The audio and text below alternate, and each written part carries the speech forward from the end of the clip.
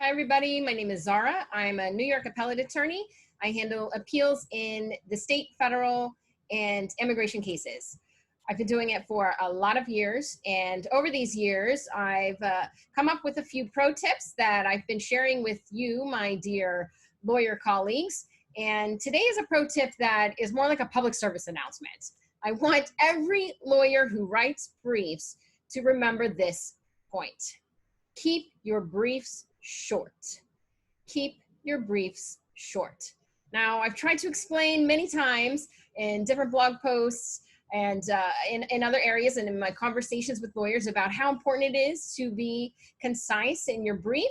And I feel like it's something that a lot of lawyers continue to ignore or just can't seem to understand why. So I'm going to lay it out for you here.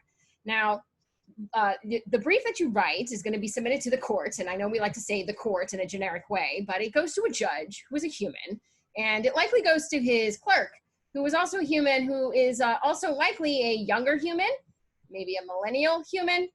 And these humans, either the judge or his clerk, are just like us under an onslaught of information. I think the term of art is information overload or data overload. There's been a lot of research about this lately over the past several years about how social media and the nonstop news cycle and all of the increasing information and us being able to know everything at any moment of the day is overwhelming our minds and affecting our attention span. So I know there was a study, I think it was from 2019, about our collective attention span, and it says that it's decreased by 15 minutes. They expect it to decrease more. What does that mean for you?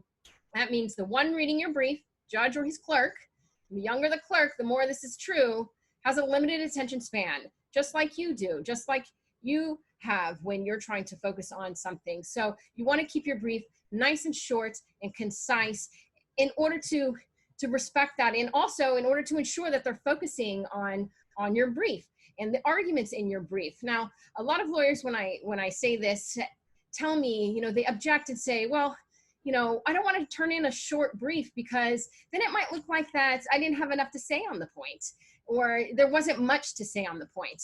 And I say that is completely wrong. I'll just illustrate with a quote from none other than the Chief Justice of the Supreme Court, John Roberts, who once said he has yet to put down a brief and say to himself, gee, I wish that were longer. What is he saying? He's saying, get your argument out in a short space as possible. So you can make sure that you cover all of the points and you get your argument across, but you can do it concisely and by keeping your brief short. Now, I know it's hard, and actually this illustrates why it's hard, because if you try to keep your brief even under the page limit that the court that you're submitting to might have, even less than that, then you really have to focus on the process before your brief. Before you start writing, I've written about my process of writing and how I organize my research and how I organize my arguments and how I do an extensive outline and how that helps me keep the brief completely concise. And I do that because I know that the one who is reading my brief, it's not a computer, it's not someone who has nothing else to do, it's not someone who is definitely going to read every word I've written because I've written it. It's another human like me, and he or she has a limited attention span. So please remember, keep your brief short.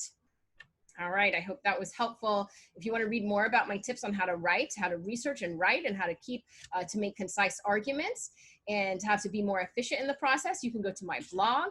My website is www.onpointexpertise.